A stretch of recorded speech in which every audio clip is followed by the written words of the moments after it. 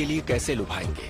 Confucian sex manual में ये एक बड़ा सब्जेक्ट था। मर्द औरतों को लुभाने में महारत चाहते थे और इस बारे में उनमें समझाया गया है, जैसे कि फोरप्ले पर ध्यान देना, औरतों के सुख के बारे में सोचना ताकि वो ज्यादा सेक्स करना चाहें। अगर वो ज्यादा सेक्स करेंगी तो बच्चे भी ज्यादा होंगे। अगर औरत सेक्स को एंजॉय करेगी तो वो ज्यादा सेक्स करेगी और ज्यादा बच्चे भी पैदा करेगी। चाइना एक खेतीबाड़ी वाला देश था जहां काफी नवजात बच्चों की मौत होती रहती थी। खेतों को चलाने के लिए और फसल काटने के लिए बड़े परिवार की जरूरत पड़ती थी। बड़े परिवार के लिए सबसे आसान और सरल उपाय था बहुविवाह करना। ऐसा होता तो कम था, पर एक रईस चाइनीज मर्द की काफी बीवियां हो सकती थीं। सबसे पहली पत्नी जायज मानी जाती थी, बाकी सारी रखेल या उपपत्नी कही जाती थी। अगर एक ही घर में काफी औरतें रहती हों, तो घर के प्रधान को ये देखना पड़ता था कि बादल और बारिश की कोशिश तूफान में न बदल जाए। चाइना के एक प्राचीन राजा की 121 पत्नियां, उपपत्नियां और रखेल थीं।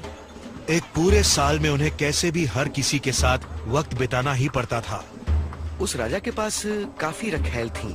ये उस वक्त के हिसाब से स्वाभाविक था, इसलिए उनके पास सैकड़ों थीं। और उनके पास एक खास सहायक था जो इस बात का हिसाब रखता था कि वो रोज रात को किसके साथ रहते थे। ऐसे विशिष्ट व्यक्ति अपनी जिम्मेदारी को अच्छी तरह निभा सकें, इसलिए चाइनीज चिकित्सकों को एक शक्तिवर्धक दवा बनानी पड़ी। शक्तिवर्धक दवा में काफी अजीब सी चीजें मिलाई जाती थी, जैसे कि ब्लिस्टर बीटल, जिसे पश्चिमी लोग स्पेनिश फ्लाई कहते हैं, अदरक, मुर्गों के पंजे, एक किशोर लड़की के नाखून, और ये सब एक साथ पीस लिया जाता था। उसके सेवन के बाद दुनिया की कोई भी शक्तिवर्धक दवा उस चाइनीज प्रधान की पौरुष क्षमता से टक्कर नहीं ले सकती थी। और ज्यादा मौज मस्ती के लिए वो पास ही के वेश्यालयों में भी जाते थे। ये बदनाम गलियां उन्हें उनकी रोज की जिंदगी से एक बदलाव देती थीं। इन चक्लों में आप सिर्फ सेक्स करने ही नहीं जाते थे, वो ऐसी जगह थी जहां आप लोगों से मिलने जुलने भी जाते थे। वो एक तरह से क्लब की तरह थे, जैसे कि आज के हेल्थ क्लब और जिम होते हैं, जहां आप कसरत करने के साथ साथ चाय या वाइन पीने भी जाते हैं। आप दोस्तों से मिलते जुलते हैं और कभी-कभी अपने काम की बातें भी कर लेते हैं। जहां ऊंची श्रेणी के वेश्यालय मिलने जुलने की जगह बन गए, वहीं सस्ते चक्लों में सिर्फ सेक्स होता था। जहां सिर्फ बूढ़ी या काफी गरीब वेश्याएं होती थीं, जिन्हें और कहीं काम नहीं मिलता था। चांगान शहर के कुछ वेश्यालयों में बैम्बू के लैंप्स होते थे, जो लाल सिल्क के कपड़े से ढके होते थे।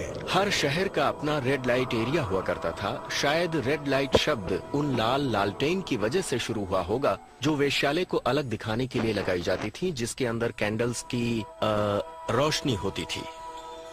जहां चाइनीज मर्द वेश्यालयों में जाते रहते थे, उनकी बीवियों और रखेलों से घर पर ही रहने की उम्मीद की जाती थी।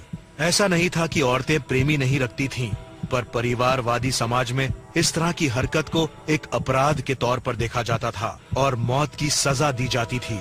चाइना में औरतों को व्यभिचार जैसे पाप की सजा तो मिलती ही थी, पर उन्हें अपनी खूबसूरती का भुगतान भी भुगतना पड़ता था। कई शताब्दियों तक बाउंड फुट यानी कि सिल्क के कपड़े में बंधे हुए औरतों के पैर चाइनीज मर्दों में उत्तेजना जगाने का काम करते थे। किसी भी औरत का बाउंड फुट देखना और उसे किस करना मर्दों में जबरदस्त उत्तेजना बढ़ाता था। ये प्रथा सन 1000 के आसपास याओ नियांग नाम की महल नृत्यिका के साथ शुरू हुई थी, जो शाही महल में नाचते वक्त अपने पैरों के पंजों को सुर्ख लाल रंग के सिल्क के कपड़े से बांध लेती थी। जल्द ही लाल सिल्क से बंधे छोटे पंजे उत्तेजना का कारण बन गए। ये एक ऐसी चाहत थी जो आसानी से समझाई नहीं जा सकती थी। कई बार एक पति अपनी पत्नी के खुले पैर देख ही नहीं पाता था, इसी वजह से बंधे पैर उनके लिए आकर्षित होते थे। औरत के पैरों के पंजों को कसकर बांध दिया जाता था, जो काफी दर्द भरा और दुखदायी होता था। वो मुश्किल से चल पाती थीं। शायद ये भी औरतों को वश में रखने का एक तरीका ही था। वैसे पंजों को बांधने की ये प्रथा मध्यकाल में काफी लोकप्रिय हो गई थी, क्योंकि चाइना एक दकियानुसी देश बनता जा रहा था। ये एक ऐसा ट्रेंड था जो मॉडर्न एरा तक चला। वैसे बेड चेम्बर्स के राज आगे भी कायम रहे। क्योंकि चाइना के लोगों द्वारा इजाद की गई इन कामुक किताबों को और प्यार करने के रंगीन तरीकों की कहानियों को पूर्व के एक